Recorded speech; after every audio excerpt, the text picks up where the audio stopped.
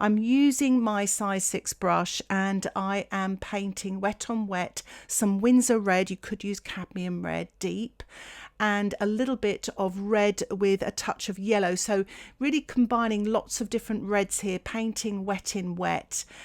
To kind of create some light, mid and sort of dark red tones on the Cardinal feathers. I've actually swapped to my size 2 round brush just to paint the details here of the very thin feathers. I love that wispiness at the top of his head here, and I'm just sort of working my way around here with this size 2 brush, painting in these small details. Believe it or not, I've actually added some black to the red to create this sort of darker tonal value here at the back of the Cardinal, where the feathers have got a slightly different change in colour here. I spent ages trying to get the right colour, and actually black really works well with the red, both the reds with Winsor Red and the Cadmium Red here. And I'm just now painting wet on dry, just sort of blending in these details with my size 2, 4 and 6 brush.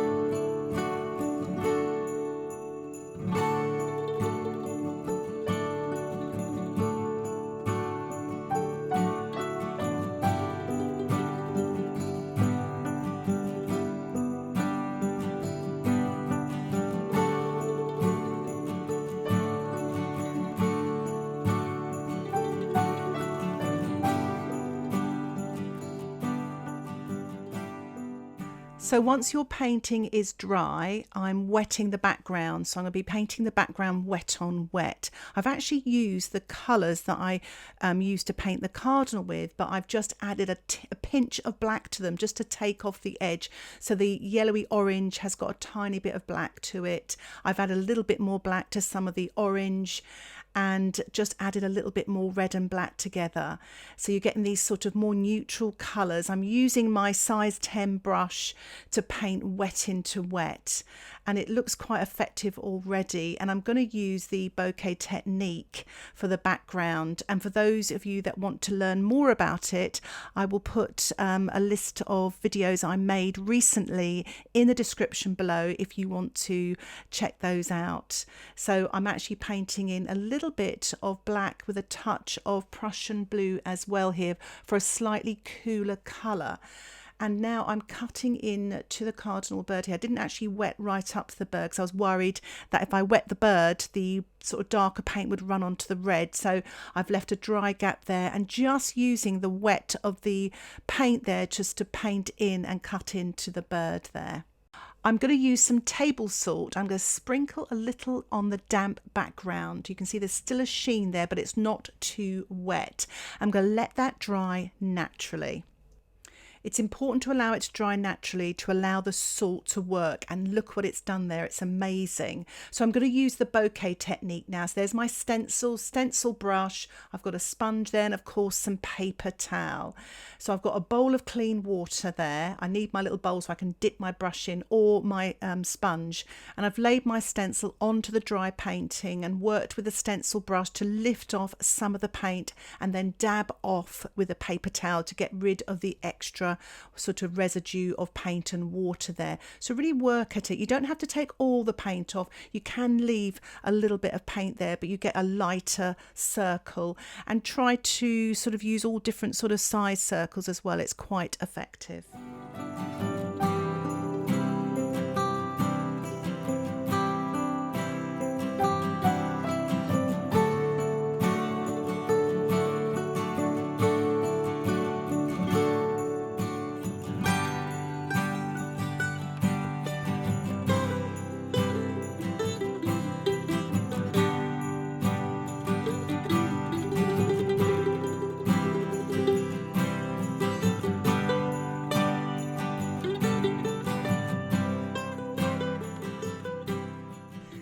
good little workout, that, actually. So once you've finished lifting off all your little circles, it's time to dry your painting.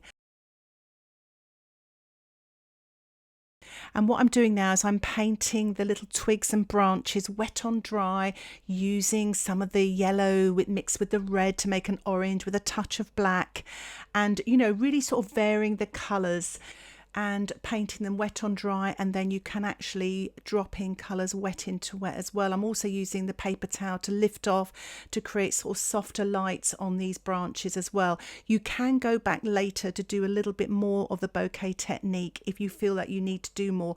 I always think sometimes it's a good idea not to do too much at this sort of stage, and then you can carry on at the end and do a little bit more. So I'm just painting wet on dry here, this main sort of branch, using a mixture of the red and the black here, and I'm going to drop a little bit more of that orangey colour in, wet into wet.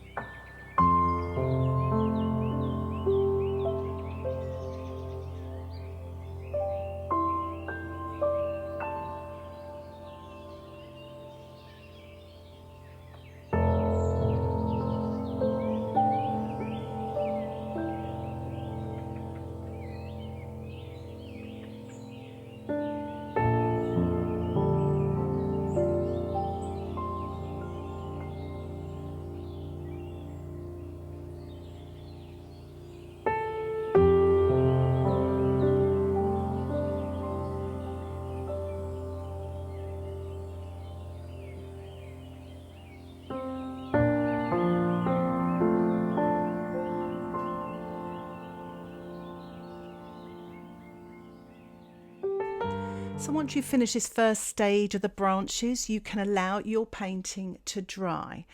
And once it's dry, you can remove all of the masking fluid, which is what I'm doing here with my paper towel. Once the masking fluid is removed, you can build up details and darks on your little branches there. I'm using small brushes, my size 4 brush, and just a mixture of the black and the red again, maybe a touch of the Prussian blue to cool it down a little.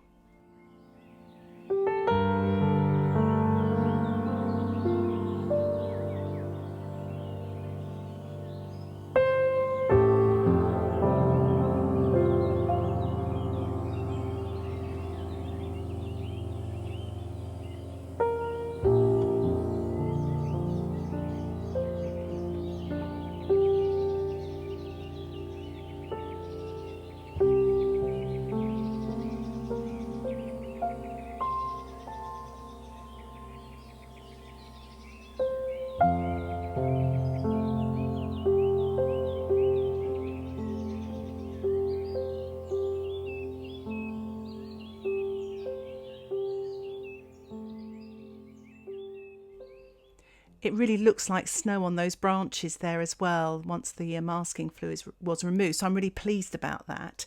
What I'm just doing now is I'm just building up wet on dry, using smaller brushes, some of the details on the bird, the cardinal bird there, and just sort of mixing up some of the Winsor Red, maybe a tiny touch of black in the Winsor Red, maybe a tiny touch of Prussian blue, just really varying the colours and just blending as I go.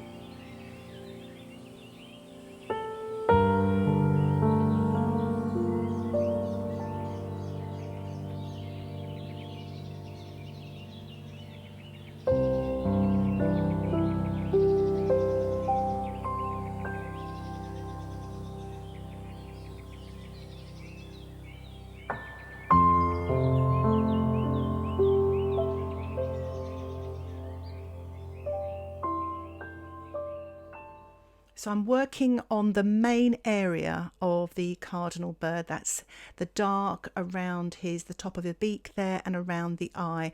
I'm using a size 2 brush, or a size 4 actually, but use a small brush, take your time and remember to breathe. I'm using a mixture of the black, a touch of the Prussian blue and maybe a little bit of red every now and again as well to vary the darks.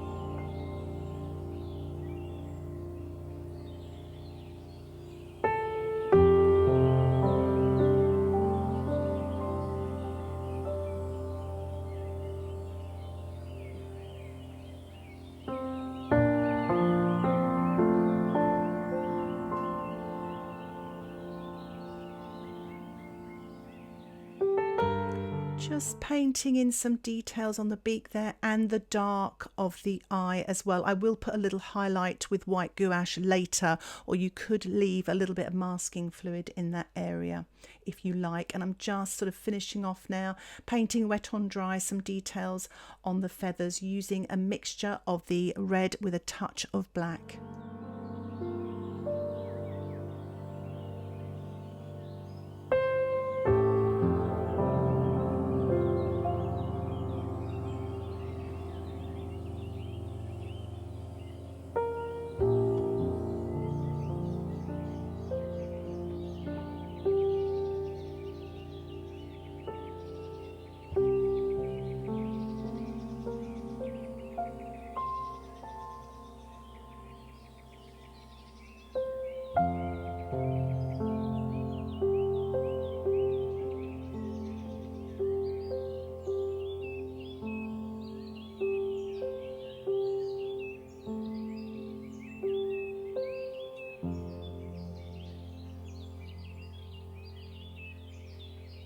As you can see, I painted the feet there as well with the black and the red, and I'm just painting a few more darker marks on the cardinal's chest.